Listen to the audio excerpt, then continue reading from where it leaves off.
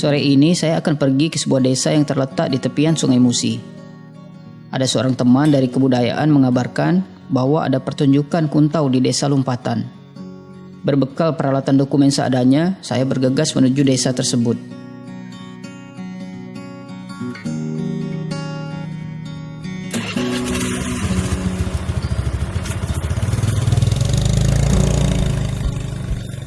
Desa Lumpatan adalah sebuah desa yang termasuk dalam wilayah Kecamatan Sekayu. Letaknya yang berada di tepian Sungai Musi membuat desa ini cukup unik. Tidak hanya keadaan geografisnya yang menarik, di desa ini ada salah satu tradisi yang cukup unik, yaitu bela diri Melayu yang biasa disebut kuntau.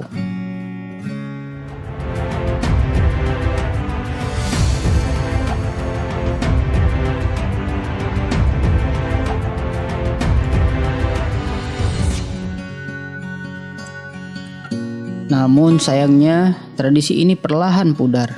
Seiring perkembangan teknologi, tak lagi banyak anak-anak yang ingin belajar kuntau. Mereka lebih tertarik dengan handphone dan media sosial. Tapi hari ini saya cukup terkesan. Setelah puluhan tahun tak terdengar keberadaannya, ternyata kuntau masih ada. Sehingga timbul harapan dan keinginan untuk menggalinya lebih dalam. Kita akan menemui Muhammad Isa, seorang guru kuntau yang masih tersisa. Walau tak lagi muda, namun ada harapan yang kuat agar kuntau dapat dilestarikan keberadaannya. Oke, Mak, siapa Mak namanya? Muhammad Isa. Umur lah hampir lah kelahiran 54 lah. 66. Namun gawe sagai-sagai? Masih jurusan Hansip tuh. Keamanan desa. Dari awal kenal kuntau dan itu tertarik dengan kuntau Kak. Mana lah kisah cerita dulu. Dari awal kenal kalau tidak salah di tahun 65. Kenal itu galaknya milik uang main kan. Nah Kak Kuris bilang itu. Nah setelah kami baju di Kak Kuris. Nah setelah itu sampai ke tahun 69 itu terus ke baju terus itu.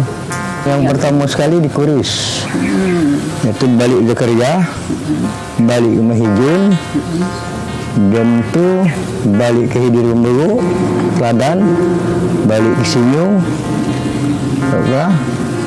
nah langsung balik ke yang terakhirnya di Yongge Banten.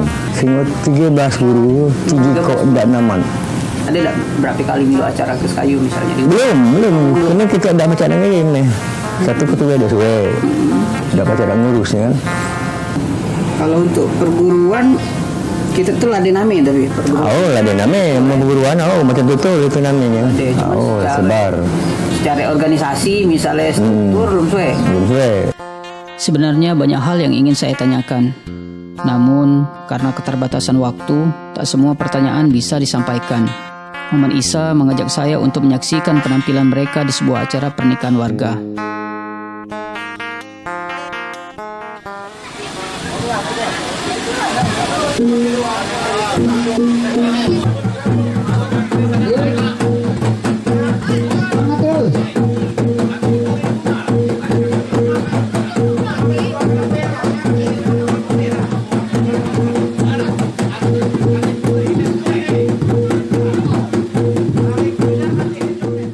Pertunjukan hari ini dilaksanakan di sebuah tanah lapang milik sekolah, yang kebetulan tidak jauh dari rumah yang punya hajatan.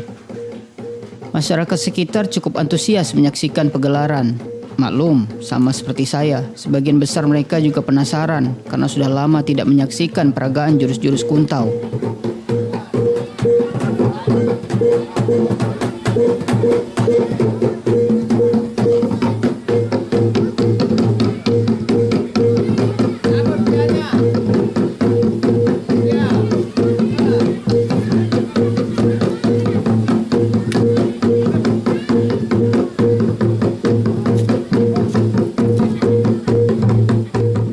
Beberapa pendekar kuntau dari perguruan Macan Tutul unjuk kebolehan dalam acara ini.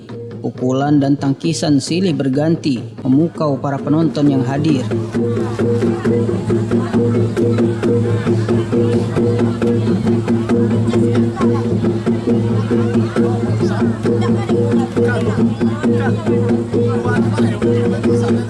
Jurus demi jurus dan teknik bela diri diperagakan. Walau terlihat gemulai, namun pada praktek pertarungan sebenarnya, Kuntau memiliki jurus-jurus mematikan dengan tujuan melumpuhkan lawan secepat mungkin.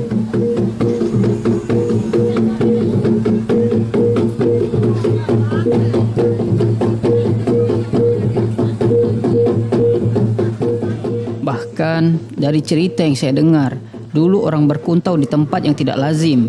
Misalnya di atas perahu, di bawah rumah, ataupun bertarung kuntau dalam lingkaran sarung.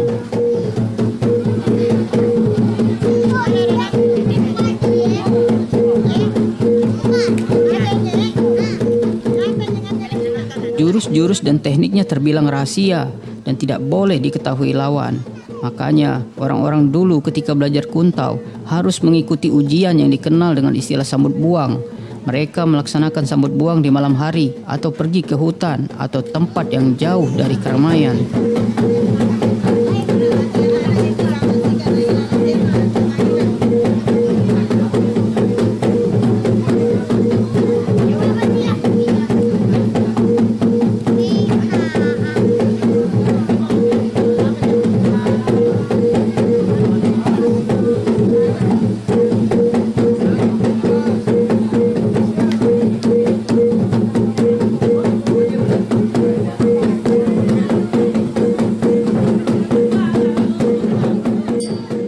Dari perbincangan singkat saya dengan Pak Muhammad Isa dan menyaksikan penampilan mereka, saya dapat mengambil sedikit kesimpulan.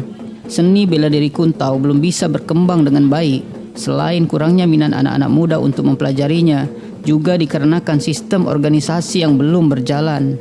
Dan tentu saja, dengan keadaan seperti itu, sulit bagi kuntau untuk bisa bersaing dengan olahraga bela diri modern lainnya yang lebih tertata secara organisasi.